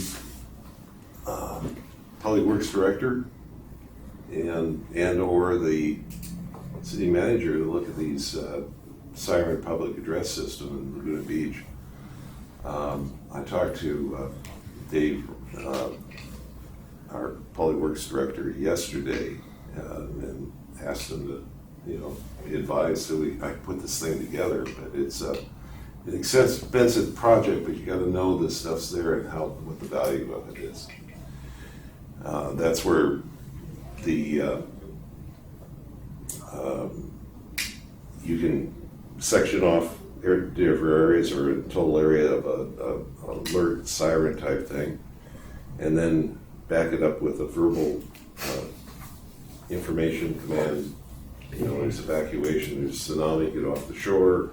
You got fires coming, you got to evac, and all of the stuff. But it's a pretty slick operation. I'd like to see this, and they'll actually do an operational one. Rod's got a system for the beach, but I'd like to also improve on that one too, if we can get that. Because I've heard yours go off, and with instructions to the people out there? Yeah, I mean, we have 6 speakers, 4, or which 2 on the north side underneath the pier. Yeah. For people on the water, and actual, a little bit on the beach, and on the south side, and then we have 2 upper speakers. I have a meeting with Apex Audio, who I had discussions with about a month ago about upgrading the speakers on top of the kiosks on top of the Zero that could potentially reach a mile in each direction. A lot more cost effective than what Laguna has for at least the beach area, since we lost the song Sirens. I attended a county-wide emergency managers meeting. It's a monthly meeting. I was invited by a Red Cross representative, and I jumped at the opportunity because I was going up to Loma Ridge up there off of Santiago, and saw the dispatch center for the sheriff's department and also the county's EOC. They had about 50 disaster preparedness managers, planners there at that one, and they exchanged all sorts of great information.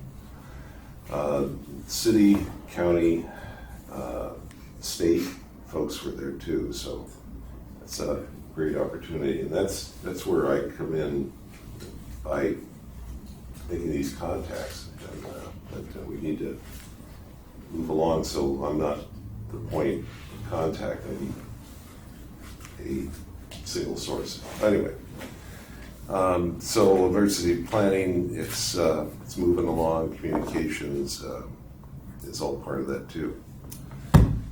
Homeless and best management practices for public safety personnel project. That's where we get in, Mr. Streeter. That's where we get into the thing of with the homeless. We're looking at best practices of the public safety helping out with this thing rather than actually housing people and things. So that's what we're doing our work plan on that. Any comments on that particular? The county line looks good every time I go by there. Hopefully we can keep it from reappearing. Yeah. When the weather gets better. Down at the, Yeah, down by Carl's Jr. yeah. It's easy to get rid of it when the weather sucks. It's harder to get rid of it when it snows. Yeah, it's a surfing paradise down there. Well, I don't think those guys are surfing too much, but But they got a lot of RVs down They there. actually were. He was a surfer. They were surfing. He did. They were surfing. I mean, we'd be down there and they'd be waxing the surf. Yeah, they do waxing. somebody else's. It's funny now, on that San Clemente Life, every time somebody posts, hey, my kid's bike got stolen, they'll always one person, hey, go check across the street from Carl's Jr., you'll probably find it there. It's kind of funny. It's like the word is out like all over the city. Like, hey, if your kid's e-bike gets stolen, go check, see if it's over there. Crazy. They looked like they had their own little mini bicycle impound lot there for a little while. Yeah, well, that's kind of our ordinance we passed this last year regarding how many to possession, how many parts. And Except stuff it wasn't like in our city. Wasn't in the county. It was in the county of San That's why I Diego. want to do that thing where we lease it, because then we can enforce our rules.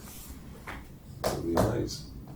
No, we've been in touch with Supervisor Desmond's office. So one of the things we did find out is it is actually owned by the United States Marine Corps. I think they thought said that the county of San Diego owned it. They don't. It's just a right of way. So that's good news in some ways.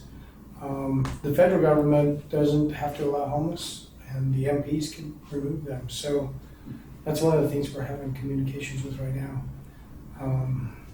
So it's always a work in progress when you're working with the United States government. So both shoulders are purview of the Marines? That entire right of way from the fence to the parking lot, which is set in fact, all the state park is owned by the Marines. It's just leased. Well, that road, that's just a right of way. It's not owned by them. So pretty much where the asphalt changes Correct. shade. From it's that Marines. point, that is All right. owned by the United States Marines. It's that's encouraging. That's something else we I think just so too, don't. that was a real positive. Yeah, absolutely. Blackhawks and Humvees, we'll do it every time. Neighborhood Watch. Anybody have a update on Neighborhood Watch?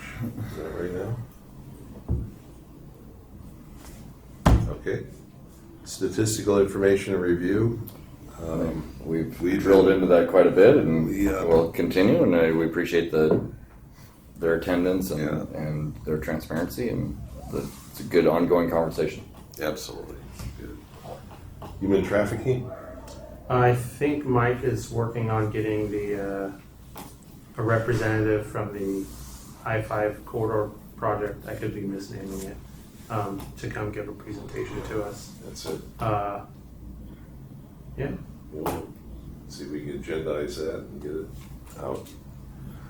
E-bike and traffic safety. Updates on that one. I'd just like to thank Chief Mall for working with his EMS division to get that button put under their reporting, because that gives us intelligence and information, and without that we're kind of guessing and projecting. Well, I think 20% of these bike accidents are e-bikes, but now we'll have good data. So thank you. Yeah, Appreciate it. For sure. Good job. Technology review. Haven't seen much technology out there. And that guy stopped calling us. Oh. Yeah. Yeah. Okay, enough of that. All right. Okay, police services. Captain Christensen is not here. Let's go to fire services. Any reports? Yeah, well, a couple things just to report out on. No major incidents within the city the last couple months, which is good. Nothing too huge. We did have, it was in December, a drowning call right here up by Station 59 again, up in, what is that called, the Reserve? For a little kid that was in the pool, unconscious. Sheriffs got there, started CPR. It was fantastic work by them. Yeah, just unbelievable calls. So baby was down in the pool for an unknown amount of time. So it did not look like it was going to be a good call, but sheriffs got there, started doing CPR really good. We got there, quickly took him to the hospital, and the kid's fully recovered. So really, really cool call. Just one of those good moments where us and the sheriffs, the crews on a fire side, and had nothing but the greatest things to say about the sheriffs on that call. So the sheriffs in the city are fantastic. So it was a good little combination for that call, and we're kind of working with the family if they ever want to speak about it. It's a good. It happened quick, and the dad was there, so it's just one of those eye-opening calls of how easily drownings can happen. So, How old was the child? 2. Oh, wow. 2 months. 2.5. Yeah, it was like 2.5. Yeah, he was cleaning his pool or something and went to get something in there. So it was a weird moment, but we Pool should. not fenced, or No, Yeah, I it's think not it had a required. fence up. Yeah. I think he was in there. I think the fence was. Yeah, the fence was left open because he was cleaning his pool. I think propped the Gotcha. gate open, which. gotcha. But that's not, I learned when I thought that was a requirement. You're not required to have one. Yeah, I was kind of shocked when I put mine in. Oh, Well, you're required to. I mean, we put Your gates have to, Yeah, they have to there's latch and have fencing that spring. requirements for the property line. Yeah, But not specific nothing to the preventing pool. like your own kid getting it. Oh, it was their own Don't you have child? to have the alarms on the doors? I know when I did. Yeah. Yeah, but if your doors are open, Yeah. it was their own child. Their own child, yeah. So, really good save. We should be getting our delivery of our 2 Firehawks in the next month, so that's gonna be exciting. So expect to see some pictures of that, and then we'll be training for a couple months. You'll probably see Helicopter. the Blackhawk helicopters. Yeah, we're buying 2 Blackhawk helicopters. Especially. What's will those be operational this summer? Yeah. So they put together a good training plan. We're actually putting everybody that's part of our Air Ops program onto shift work at Station 41 for the whole 2 months of training. It's gonna be pretty intense. Oh, So you may see some Blackhawk helicopters flying around the city because we do a ton of rescues over here. So I know they're gonna come train in these hills right here in the bike park. And so yeah, they'll be out doing some hoist training, fire training, but those will be pretty awesome. But they're hoping to have them in service by June. Will they be night year 1? Mm-hmm. Yeah, yeah, that'll be nice. Because you're currently night. We're currently night, and our pilots have already gone. They've been in Florida for weeks at a time doing the night training and all the training. So that'll be a huge. It triples our amount of water we can drop, which is amazing on fires. It's just a complete difference on fires. And then for the rescue component, it's a much safer platform for us to do rescue out of. So it's going to be good. Really good. Consideration, we're ramping up the park ranger program, and hopefully we'll get some patrols in those areas that are not patrolled. Oh, like the back to bike park area? All those little bike trails and trails and stuff like that. Consideration is to invite somebody from the park rangers to come over and either, because hopefully they'll be on the same 800 meg system. Yeah, that would be good. If they'll be calling for help, they'll have Yeah, we'll definitely tie them in with the training. That's a good point. Yeah, because we do use them on the radios when we're out in the other parks, so it's good. Where would they be based at? Fullerton. So we have a location up in Fullerton, at Fullerton Airport is where our Air Ops program is out of. Just a couple other things we're doing, I brought up before, standards of coverage study. We have an outside agency, or an outside company, doing a full standards of coverage throughout the entire Orange County agency, just to see where we can increase services, add services, change deployment models, things like that. So I'm really excited for that to come out. That'll be probably like 3 or 4 months. We'll get that study and then see what everything looks like and work to see how we can provide better service and quicker response times. And then there's also, just on the ambulance piece, there is a study going on, and San Clemente is involved with it, but there's a study going on throughout that the OCFA, Orange County EMS, and all the city managers have deemed somebody within their cities, but they're to look at ambulance service throughout the whole Orange County system. So like Raj was mentioning, there's cities like San Clemente that will have 201 rights who contract ambulance companies, and then there's a lot of cities that are just run by Orange County EMS, not by OCFA, and so it's something that's going on with all the cities to all be stakeholders in this. We don't really know what it's going to look like, but it's basically looking at the system as a whole. How do we have really good operational oversight? Because within each of these cities, there's different operational oversight within each of the cities, and so what does it look like? How can we better kind of manage where the ambulances are, how they're responding to calls and things like that? So it's a really big project going on right now. All the cities are involved with it, but we don't know what the final outcome will be. It's an outside company also looking at this. That it could be ambulance services stay exactly as they are. Maybe they stay as they are, but there's kind of operational oversight by somebody. Some people have that model, or maybe OCFA or somebody does operational oversight for some of the things you guys are speaking to, or do agencies bring on their own ambulance programs, which is a really heavy lift in this county, obviously. But so that's going on right now, and there'll be a lot that comes out, and I'll definitely keep you guys all up to speed on that. It's good. Thank you. Thank you. Okay, let's see. Green safety. Oh my gosh. Green safety. Oh my. A lot of stuff going on. Big guy. Beach, right? It's getting warmer, isn't it? It's supposed to get up to 70 on Saturday, Sunday, and then next Wednesday through Monday. Rain's projected. Opportunities. Yeah. So since our last regular scheduled meeting, we've had over 176,000 beach visitors, 1 rescue, no drownings. Lifeguards made 317 preventative actions, over 1,100 public education contacts, 18 medical incidents that were treated, 710 law enforcement contacts, and 1 missing person that was not water related. During the Christmas break, we had some of the big surf that I've seen down here. We ended up closing the pier on December 30th at around 9:30 to about 9 o'clock at night. And surf was 10 to 16 plus. Broke a piling and a few bracings. Since that time, we've had water temperatures from 57 to 64, air temperature 44 to 74. We're running 3 to 4 lifeguards a day. Our hours of operation have extended to 6 p.m. now because of the sunset. We just closed our MS Marine Safety Officer recruitment. Still going through the applications, but we got a really good turnout, so really stoked with that. We have 14. We closed our Ocean Lifeguard recruitment for part-time, closed that up. We have 14 in the pipeline. They will start a 100-hour academy on February 24th and go for 5 consecutive weekends.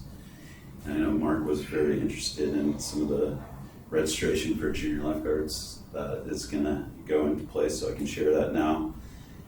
Returning San Clemente residents, including new siblings to those residents, will have priority registration, which will start on April 24th. New San Clemente residents and returning non-residents will register 24 hours after that, will be April 25th, and open registration will be April 26th. And the other big thing is 1 session per participant for each summer. Had you had kids doing multiple? Yeah. Oh, Yeah. A lot of times what happens though is that the parents are clogging the system and picking session 1, 2, 3 and trying to find out, did Johnny get into session 2? No, and then they hold on to those spots. So it should be a good change. So. And what's the difference between non-resident and then it goes to open? What does that mean? Well, it's new, so second tier is new San Clemente, and then non-resident returning. Oh, non-resident returning and then open. And then open, yeah. So that'll be good. So looking forward to less complaints about the registration. Hopefully, we've had 5 encampments since we reported. And Nick, I know you'll be happy to hear they delivered materials to repair the trash enclosure behind the headquarters on Monday. Really? Well, they only delivered them. Well, but you gotta understand That's how probably important that is, because they cleaned it after almost a year. You know, took These the bad insurance stuff companies take out. forever to investigate what these guys can do in an afternoon. Yeah, so anyways, that project should be starting. There's a concrete headquarters project that'll be starting in a week. That's supposed to go 2 weeks. Repairs for that. And then probably the biggest news is the sand replenishment. Jeez. They've run into some challenges, and I think everybody's aware that they aren't pulled off the beach. January 17th was the last but Andy and Leslia and the council, they're all working hard behind the scenes to still make that sand project move forward. So, you know. It's been full time. Yeah. Okay. Restrooms. Restrooms, they're still under, they're What's still up? being constructed. That would be more of a question for Dave Regenstore. Oh, okay. Yeah. Because I'll bet you those porta potties are really expensive. You know, maintain those. Right now, the insurance company's paying for that. So. I see. Okay. Well, that's How about tower replacement? How's Tower that replacement, the going? bids came in, the highest bid was 1.2. I'm not sure what they were building those out of, but they do have, I think it still needs to go to council to get approved. And then, the goal is the original goal is to have them down on the beach by February, March, but it'll probably be like May. To have 3 replaced and operational? No, the goal is we will have 4, and we may have 6. Oh, good. Yeah. So they built off-site and then brought in, is that how it works? In the past, no, but for this, yes. And you say 1 point whatever, is that million? Yeah. Yeah. That's a high bid. Yeah, I that was. Yeah. And then with the loss of Tower 6, are we able to, is there a tower you can shift over there to Yeah, maintain? we have a contingency plan. We have Tower 12 that's pretty much not needed. And then once that tower gets moved down there, when the new towers come, then we'll place that there and move 12 back. Yeah. Awesome.